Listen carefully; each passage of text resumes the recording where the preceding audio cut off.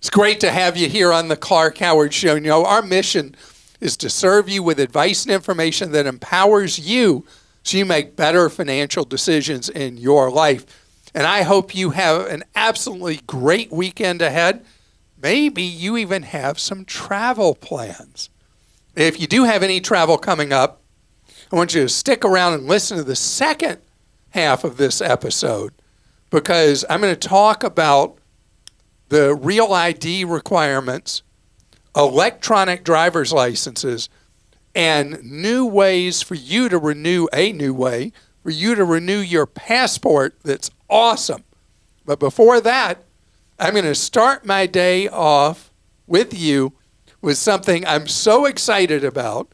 I get to hear from you how I can do a better job in today's Clark Stinks. I should have never encouraged you to speak. You must think I'm pretty stupid. You should be ashamed of yourself. Well, maybe I'm wrong. Maybe I'm wrong. Maybe you're right, pal.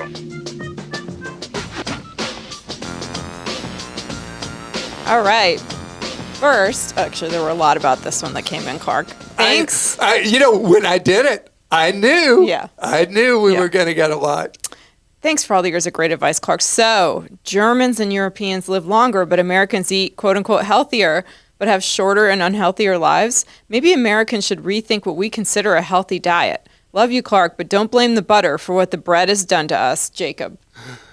Jacob, thank you. All right, let me set background. That was about how we spend far, far more in dollars or the equivalent and a share of our national income on healthcare than anywhere else in the developed world, more than double on average, and we have the worst lifespans of any developed country.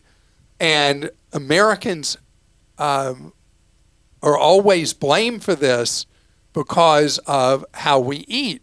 And what I said was, I talked about, you ever been to Germany and seen what Germans eat in their diet, and they live a lot longer than us. That's what that's a response to. Clark is missing the mark on health care. The average insurance premium is going up by 6% per year, while reimbursement to physicians is decreasing by 2 to 3% per year. This is causing physicians to see more patients and provide lower quality of care or leave the field.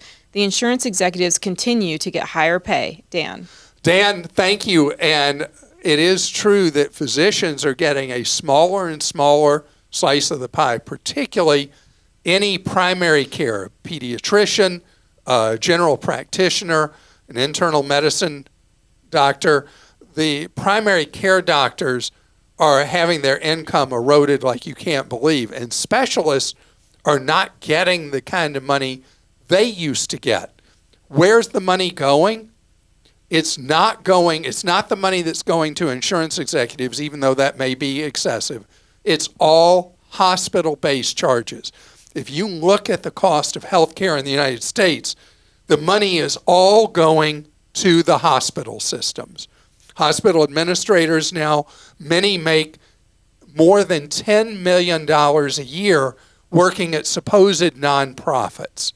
So all the cost pressures in medicine right now aren't from prescription drugs. They're not from doctors. They're not from nurses. They're not from medical staff.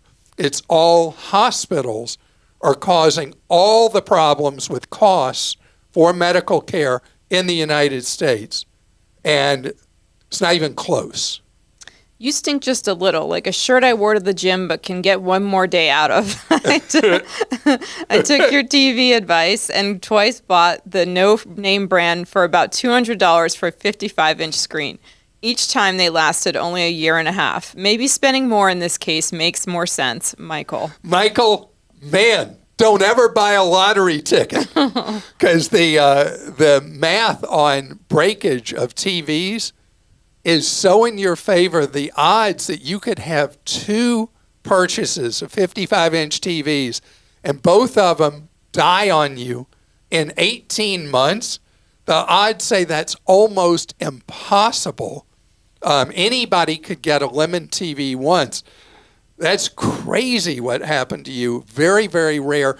The least reliable TVs, according to data that's collected by Consumer Reports and by others, have a failure rate of about 6% in the first 3 years of ownership.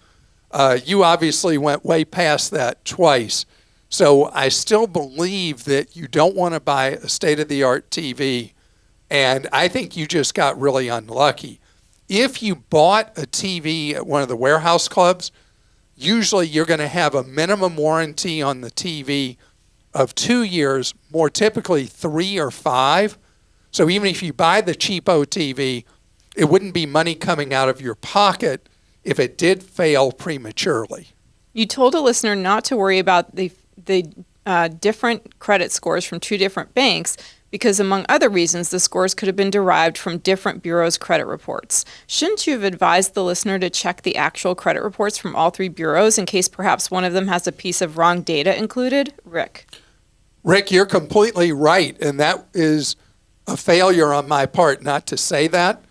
If you see using the same scale, so if you're looking at FICO scores, which is the semi-official credit score, and there's a meaningful difference, which I would say would be more than 30 points different from one bureau to another, that would be when you want to go to annualcreditreport.com and avail yourself of getting free copies of each of your credit reports. You can then look at each of them, compare what's on the one where you got the higher FICO score against the one with the lower, and see if there is a problem on the report. If there's a discrepancy showing something that is incorrect, that you would then challenge, and there's a very simple online procedure to try to correct small errors. It's more involved if you got a big error. But that is the right answer, and I failed in not giving it. your advice to a question about creating an LLC to get paid as an independent contractor at the request of an employer rather than being an employee was totally off base. It is never up to an employer or an employee to choose whether to be an employee receiving a W-2 or an independent contractor receiving a 1099. The IRS provides information to assist in determining whether individuals providing services are employees or independent contractors. There are consequences for misclassifying employees, and if you are unsure, you should consult the IRS rules to ensure you're hired under the correct classification. Debbie, thank you. All right, so in the case of that question, it was a big disadvantage to the employee with the employer saying, hey, I want you to become a 1099. You know, you're going to be able to do all these things if you're a 1099 instead of a W-2.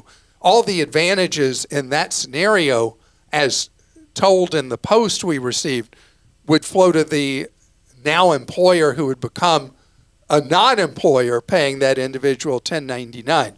To your point about how the IRS has the tests of what makes someone an employee and what crosses the threshold where they can no longer be a 1099, for a small business, the IRS is not paying attention. They can only do so much in this area, and their efforts are all concentrated towards very large employers. And even if somebody reported that employer, if they're a small employer, I think the IRS is never going to follow up. That's my guess. Clark, you stink like my husband's shoes after wearing no socks all day. Wait. So we had my shirt after working out. Now we got my shoes with no socks. When answering a question from Jonathan regarding holding off on purchasing a house or purchasing now with a small down payment, you failed to discuss the requirement for PMI on most loans if a buyer doesn't put down 20%. That could amount to a couple $100s per month. In all seriousness, I've learned so much and have saved so much by listening to you and Christa. Thanks, Emily. Emily, very good point. PMI is like money going down a toilet, and you get nothing for it other than it made it possible for you to qualify for a loan with less than 20% down.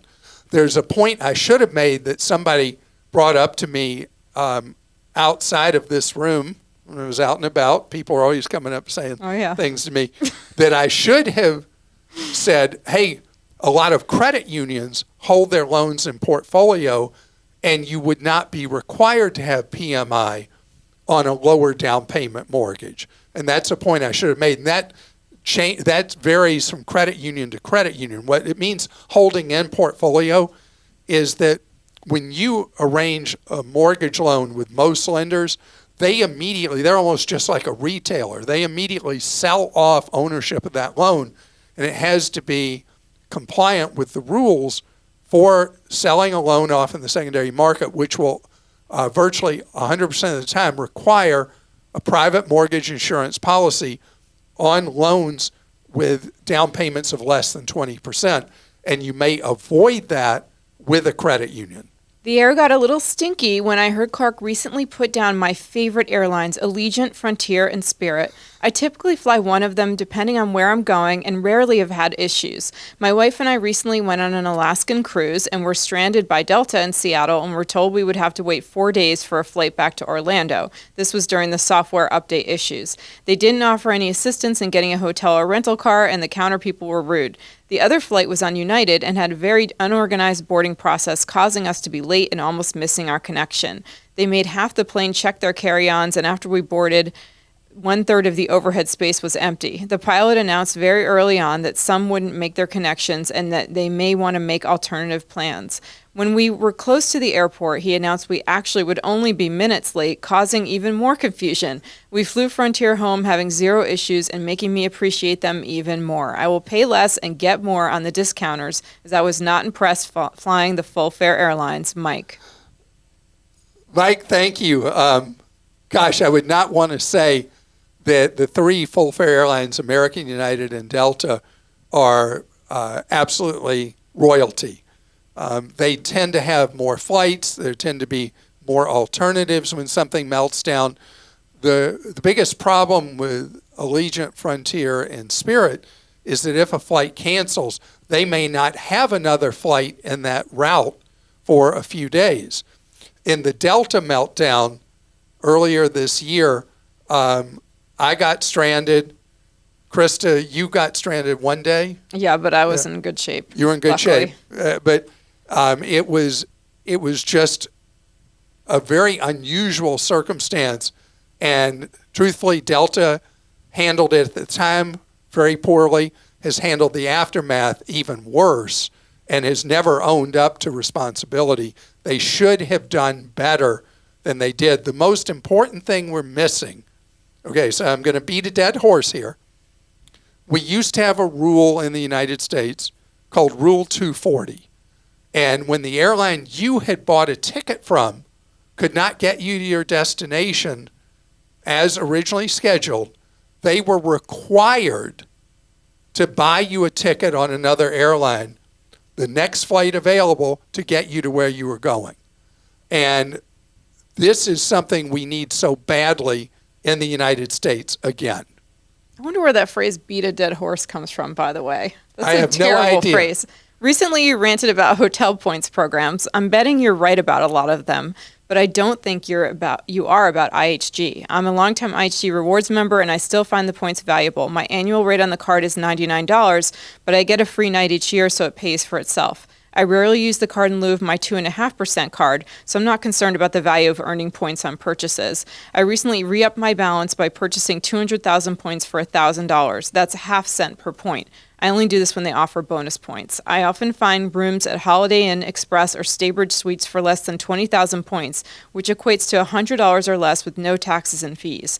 Before I book with points, I look at the going rate for the specific hotel and other similars in the area, and my points are the better deal most of the time. I know I'm taking a risk with points should IHG all of a sudden severely devalue them, but so far I've been on the right side of the equation. Brian, you have figured out how to get the most out of your hotel points. You found the IHG program to work for you very well. I hear from others that they've been able to make the Hyatt program work very well for them.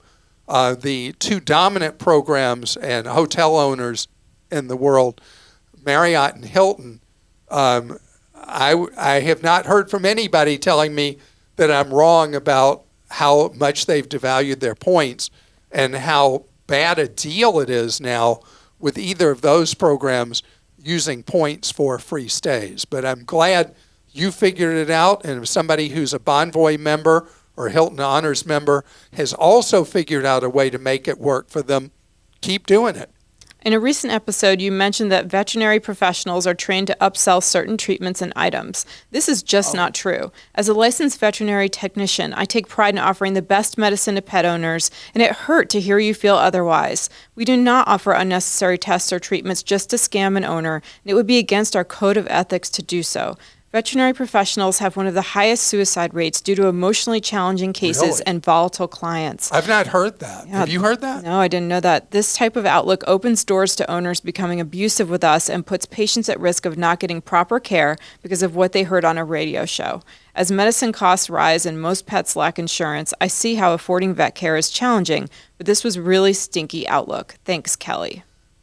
Kelly, thank you for that that thoughtful post as someone who is inside the business. And it's very distressing to hear that there's so much pressure on people in veterinary medicine that they might consider taking their own lives. It's terrible. What I was referring to is the roll-ups where veterinary practices, and particularly emergency care and after-hour facilities, are now owned by Wall Street organizations, private equity. And the employees will tell you that they are put under enormous pressure to run the bills up as part of the pressure from the ownership groups that are trying to get a high return on their investment, many times with borrowed funds, to do the roll-ups where they buy a lot of local vet practices and then run them as a big corporate entity with extreme desire for high profit margins, leading to pressure on the employees to suggest a lot of things that may not be necessary. And it's just a reality in the business. Does a typical independent vet practice play games with patients? No way.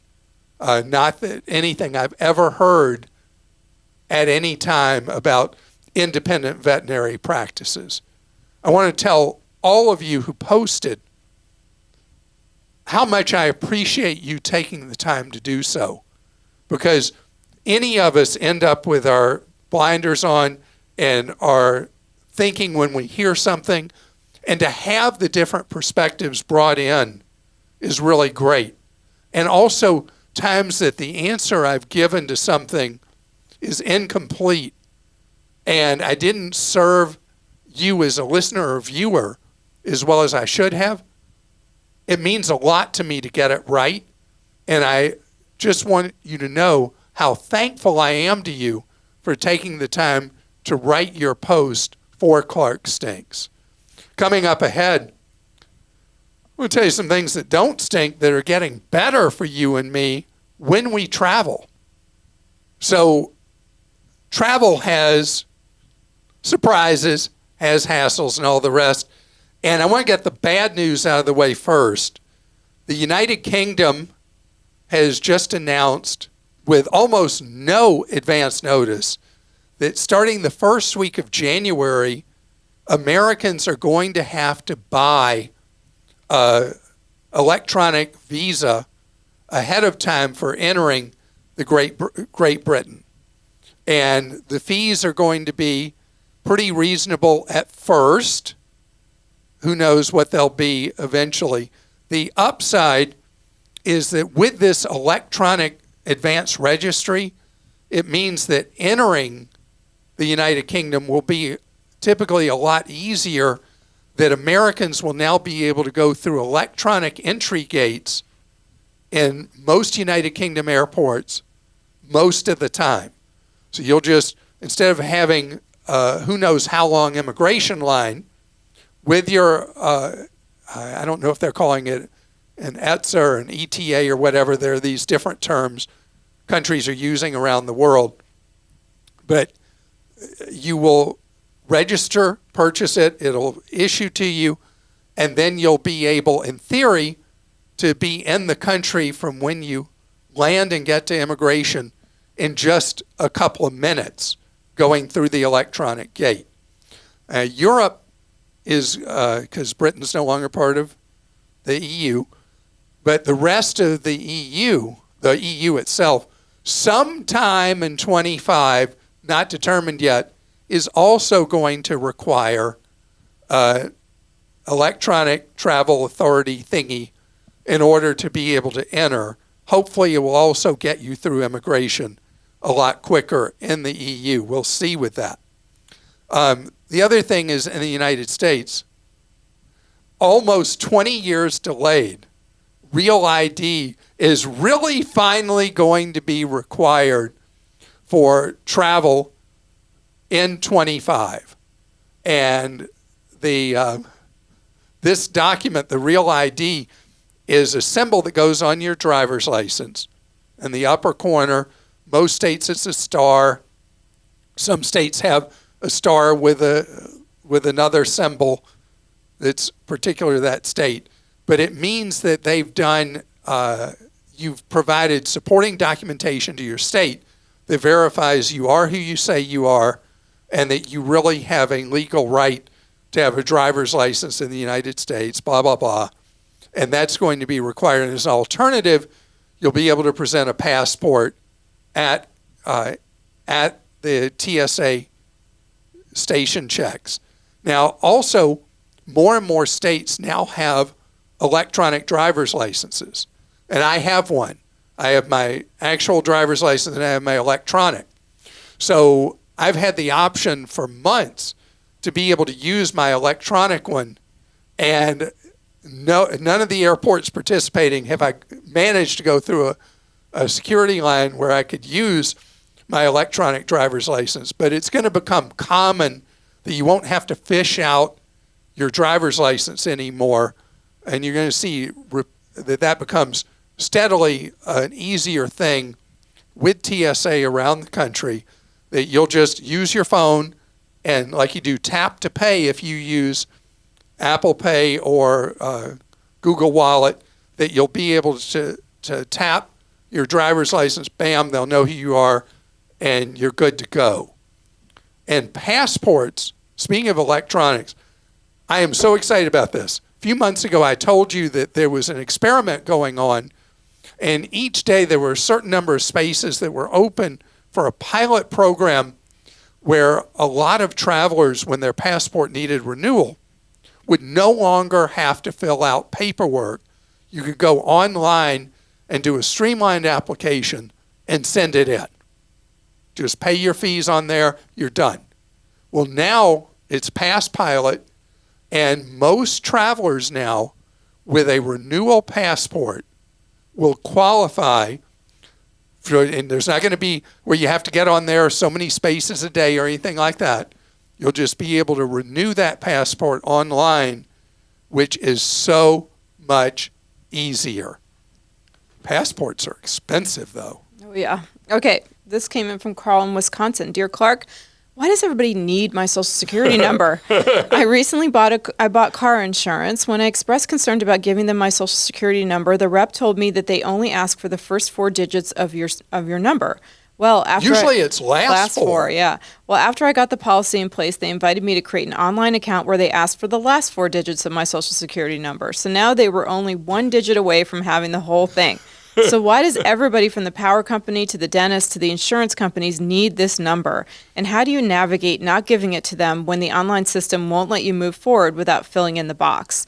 In the case of the insurance policy, I tried putting in 0000, and when that didn't work, I tried random numbers. It would not let me proceed until it had the correct first 4 numbers. I did not create an online account and give them the last 4. How did they know that the correct first 4 numbers of my social were? I've never done business with them before. Thanks for everything you do. While you might stink from time to time, I can't smell it because I have been on the farm my whole life. Best regards, Carl. Carl, thank you for putting food on our tables. So, all right. The Social Security number thing with insurance, most states allow auto insurers to set rates based on your Social Security number. You go by your credit report, and it is the number one factor used to set your premiums. And the reality is, someone who's had a DUI or DWI with a high credit score will pay less for auto insurance in most states than someone with a perfectly clean driving record who has a lower credit score. But the insurance industry is convinced that credit score is the number one indicator of the cost of a driver to them for auto insurance. Now, you then brought up everybody wants your Social Security number. Most organizations want your Social Security number to be able to turn you over to debt collectors. In medicine, that's what it's all about. But medicine accounts, you talked about dentists, the medical industry accounts for more than half of data breaches in the United States. They may be good at providing clinical care. They're terrible at securing their systems. So anytime you're asked for a Social Security number at a hospital, lab, doctor's office, dentist's office, know why they're asking for it is specifically to come after you with the debt collector later, because the debt collector wants that social to come after you to collect bills. Anytime anybody asks you for your Social Security number, there needs to be a legitimate business reason.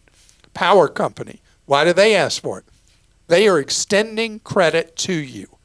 They are giving you power and then hoping when the bill comes, you'll pay the bill. That's why utility companies ask for it. In the cell phone industry, you probably noticed the industry has split in two.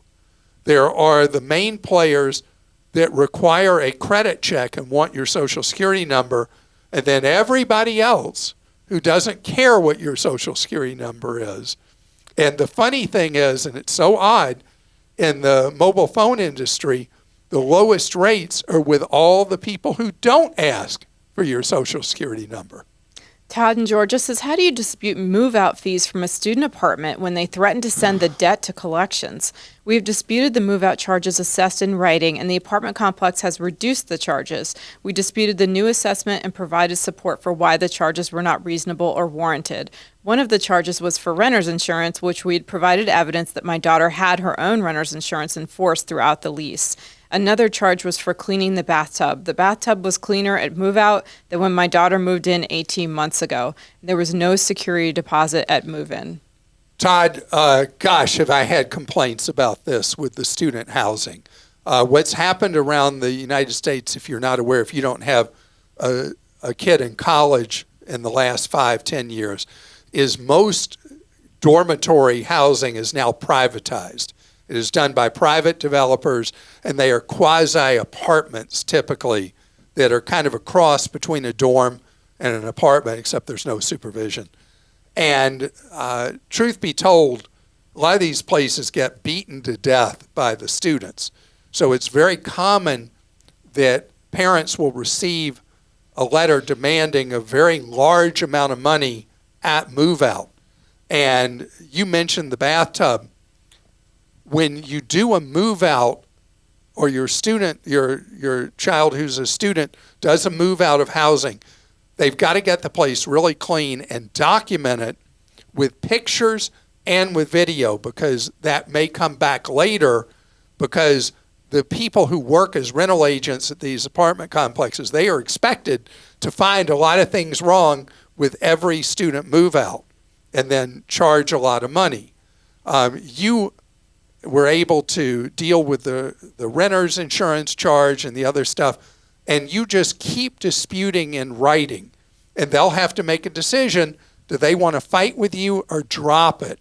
If it does go to a collection agency, what you do is you immediately, in writing, when you get first contact from the collection agency, you dispute, use these exact words, the validity of the debt.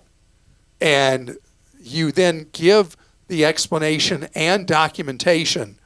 The collection agency then will be at its risk if it reports to any credit bureau that this item is in collection, if they have not been able to verify what you have said or verify what the landlord has said.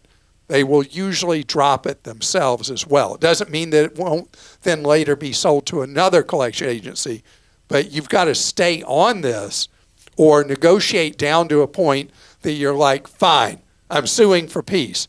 Here's this much money. get out of my life. And we do have that language on Clark.com, how to dispute a collection, just so you know, in case you need that. Barry in North Carolina says, I currently have Amica for my auto and home insurance, and I'm very happy with them. They offered a, quote, multi-year guaranteed annuity. They claim a 4.8 to 5.2% return with a life of 3, 5, or 7 years. It seems pretty good if it's true. It has the word annuity in it, so the red flag is flying. Yeah, so Amica is a mutual insurer. And so in theory, they should not be engaging in taking advantage of you. What this is this is the equivalent of a CD with more handcuffs to it. And if you can lock in a CD at a rate of around 5% or above for a period of term that you're comfortable with, it would be a superior choice to go in the CD than to go in the annuity. The problem with the annuity is you're going to have surrender charges that will be quite severe, that will go way beyond what you would have for early termination of a CD, which will usually be a penalty of the last 90 days interest. And so Amica is a very respected organization. Annuities are something that I'm not a big fan of.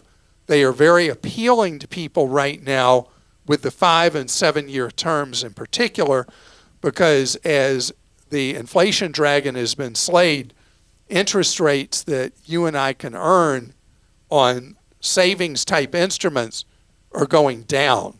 The insurance companies use investment strategies that are potentially more risky than what a bank might do, just lending the money back out.